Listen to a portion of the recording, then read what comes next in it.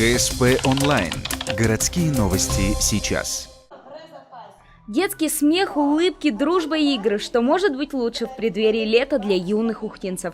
Еще бы только солнечную погоду. Но даже серый унылый дождик не мешает, если хочешь, чтобы мечты сбывались. Поэтому смех и игры с улицы перенесли в теплый зал творчества имени Корчевского. Тут вот уже 7-й раз взрослые организуют для малышей акцию «Лети, лети, лепесток».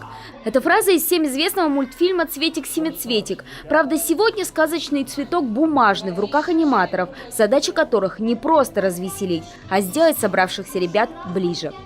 Сегодня были приглашены детки с инвалидностью и без инвалидности. Это детки с теплого дома, с 45-й школы и детки города Ухта.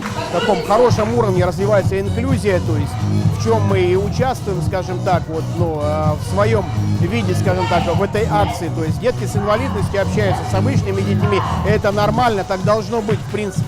И пока взрослые говорят заумными словами, дети просто играют вместе, демонстрируя реальную суть вещей и инклюзию в деле. А значит, и идея отдать свое последнее волшебное желание ради здоровья друга, той самой из мультика «Лети, лети, лепесток», быть точно так же, как в дружбе детей с разным уровнем физических возможностей.